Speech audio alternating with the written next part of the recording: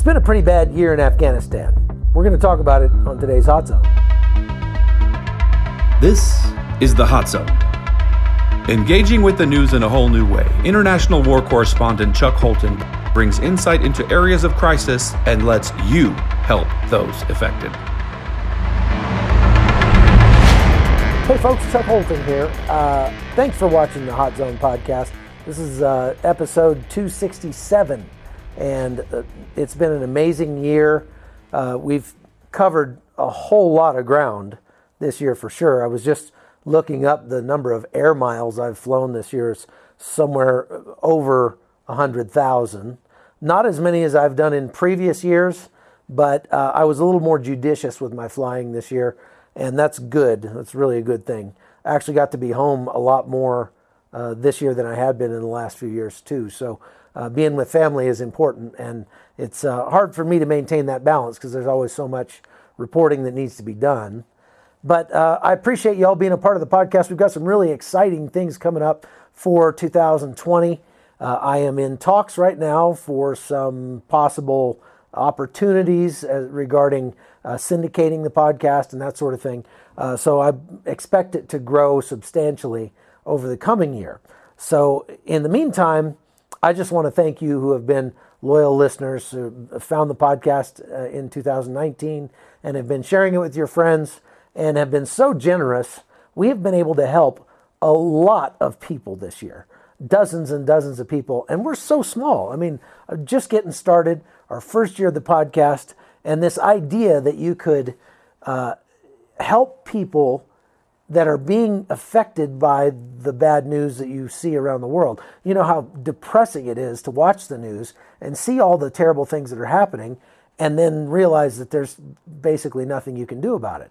Well, this concept is using modern technology, using what the tools we have on the internet to be able to not only bring you the news on the ground as it's happening, right where it's happening, but also allow you to meet the people that are being affected and then reach through the internet into their lives and bless those people and just make the news a little bit better.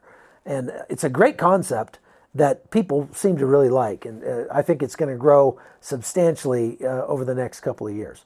And that's one of the things we're talking about with some of the outlets that we're talking to is how to really supercharge this thing and enable us to help a lot more people while bringing you some real ground truth about what's going on in places like Venezuela, where we've helped a couple dozen people this year. You've helped them, and you've kept in touch with them, and we've seen these people's lives changed. We're not just feeding them for a moment. I mean, we did that with a lot of people, but we're actually getting them out of their situation and getting them to their next stage of life, and bettering their life forever, and that is pretty cool. We're going to be doing some more of that. I've got a trip already planned for February to Cucuta to do an update on what's going on in Venezuela. There are some things happening that you're not seeing in the news. And I'm about to tell you something that is nowhere in the news right now unless you're watching news inside Venezuela itself. There is a group of Venezuelan soldiers who defected last year who came into Colombia, and they went back into Venezuela over the last several weeks, infiltrated back in, and actually performed a raid on an arms depot there with the intent of liberating a whole bunch of weaponry from the Venezuelan military and then using it to arm the rebels, really. I mean, what we're going to see in Venezuela is absolute civil war. There's no two ways about that. There's going to be a civil war in Venezuela. And that may spread to lots of other places in Latin America, but that remains to be seen. Nevertheless, these guys went into Venezuela and they hit this arms depot with the intent of liberating a bunch of weaponry. They had some limited success, but one of them, a guy that I knew, that I got to know, that I interviewed earlier this year, that I introduced to you, named Darwin Balaguer, was injured and captured in that raid. He was apparently the only one who was captured, but he was badly injured. And I'm told, for a while I was told he had been killed. Then we found out he was still alive, but he was being tortured. And now he's in very bad condition. He's in a hospital and needs surgery. Now, this is the craziest thing in the world, but the news that I'm getting from his buddies is that they refuse to do the surgery until somebody comes up with the money for the supplies that they're going to use in the surgery, because the surgical supplies and medical supplies are in such short supply in Venezuela right now that you literally have to go buy the bandages, buy the antiseptics, buy everything, and bring them to the hospital before the doctors there are able to operate. So they need $360 to operate on Darwin Balaguer. And Sergeant Major Balaguer, I got to know him a little bit, went out to dinner with him a couple of times while I was doing my reporting on them in February. And he's a good guy. He's got a wife. He's got a couple kids. The Venezuelan secret police have been searching for his family inside Venezuela and have, with the intent of taking them into custody and probably torturing them as well, maybe even killing them. There's been a lot of extrajudicial killings in Venezuela. And so I'm going to do what I can to try to get the money to Darwin so that he can have the surgery he needs to stay alive. The chances of something really bad happening there are pretty high. He's still in custody, and the medical care in Venezuela is so bad anyway that it's hard to say if he'll even survive the surgery, but it's worth a try. So those of you who have been faithful Patreon supporters, faithfully giving through Victor Marks and his website to the Hot Zone podcast, some of your money this month is going to go to help that brave Venezuelan soldier and hopefully stay alive. We're not taking a political stance on that. Obviously, the dictatorship in Venezuela is evil. Anytime a government suppresses or oppresses its own people, that's evil, and we need to say something about that. I certainly don't have a problem saying something about that, but my intent with this podcast is not to bring you unbiased news, because everybody has a bias, and I'm not going to pretend that I don't.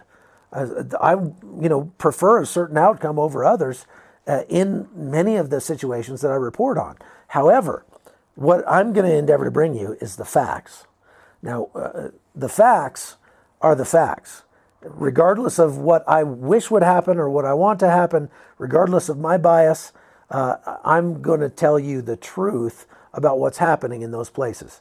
Take Afghanistan, for example. I've been saying for a long time that we are on track to lose the war in Afghanistan. And I know that's not a popular opinion, especially among the troops. And I want to make a real distinction here between we can lose the war in Afghanistan and it could still be worth it. So whether or not it's worth it on principle for us to have gone to Afghanistan, for the guys who died there to have given their lives there, they still gave their lives for something important. And I think it was still worth it for us to do it. But I would prefer that we win. Unfortunately, it's looking like what I've been saying for years is coming true. And what I've been saying is that the reason I believe that we are on track to lose in Afghanistan is because we've been supporting both sides of the war. What I mean by that is we've been funding these nation-building projects all over Afghanistan to the tune of $1 billion a week. That's a lot of money. And throwing that much money at anything, there's going to be a lot of corruption that happens anyway. And so what happens is we hire a company from China or India or Italy to go build a road or a bridge or a microhydro or something like that in Afghanistan. A couple weeks later, perhaps, after they get all their equipment in there and they start work, they get a visit from a guy. And he says, "Hey, I'm your friendly neighborhood Taliban representative, and I just want you to know you got a lot of nice equipment out here. If you want that equipment to be functional tomorrow, we need 15% of your budget." And these companies would pay it, and they expected this to happen. It was just par for the course in Afghanistan that it would happen. And so we would just pay it. They would build it into the price that they bid on projects to the United States. And so therefore, the United States taxpayer has been funding the Taliban through this processes. We've been funding the Taliban for many years. And you cannot win a war if you're funding both sides of the war. You can only go broke. And that is what we're doing. We've been going broke for some time, spending that much money, not only in Afghanistan, but lots of other ways the government wastes money. So now what you have is some families, Gold Star families, who are suing the companies that have paid these bribes, protection money, to the Taliban. And they're claiming, I would say rightly so, that by so doing, by supporting the Taliban through these kickbacks and bribes and extortion money and everything, we are allowing the Taliban and giving them the resources to continue to kill American troops. And so some of our troops might not have died if we would not have engaged in that practice. This is something I've been saying would happen for a long, long time. And they're absolutely right. These families do have a leg to stand on. On principle, we should never pay money that we know is going to go to our enemies. And so, well, this is what we're seeing. Now, what you're not seeing about this story that I want to tell you here is that it's not so much the companies that ought to be sued. I guess maybe they have some culpability. But in reality, those companies were working on USAID contracts, USAID, the Agency for International Development. They were working on State Department contracts. And so if U.S. taxpayer money is being paid to the Taliban because of federal government contracts, well, they ought to be able to sue the federal government. Unfortunately, they're going for the kind of low-hanging fruit, hoping probably for a settlement of some kind. The bottom line is, it's really unfortunate that this kind of thing has to happen. It obviously taints the memory of those soldiers. We wouldn't have the memory of those soldiers if they hadn't been killed because we were helping to keep this war going by funding our enemies. And to try to be pragmatic about it and go, oh, that's just the way it goes. No, there should be a principle involved here, and we cannot win unless we win on principle when it comes to the military. So this has been a very, very violent year in Afghanistan. Extremely violent. Actually, it's probably the most violent year since the war started. Especially for Afghan civilians and Afghan troops.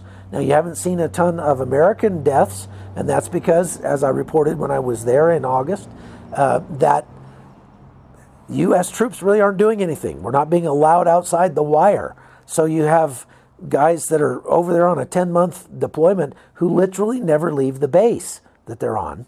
They don't go outside the wire. They're in a quote-unquote advise and assist role, which in a lot of cases amounts to very little in the way that anything that's helpful.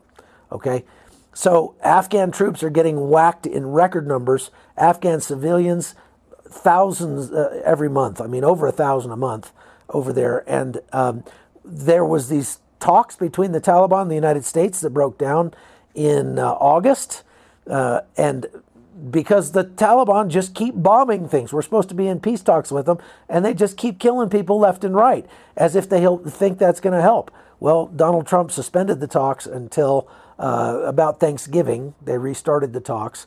They had elections in September. Those elections did not go well. They didn't announce the results of the election until December, just a week or so ago. And it looks like the incumbent, Ashraf Ghani, is going to be reelected with less than half of 1% of the vote. And that's pretty close. So they're already alleging lots of voter fraud and things like that. Anyway, we're going to keep an eye on Afghanistan over the coming year. So I hope you'll stay tuned. That's been it for the podcast and for the year of 2019. Thanks for watching. I'm Chuck Holton, and this has been The Hot Zone. The Hot Zone is produced by Amy Holton and Livefire Media. Copyright 2019.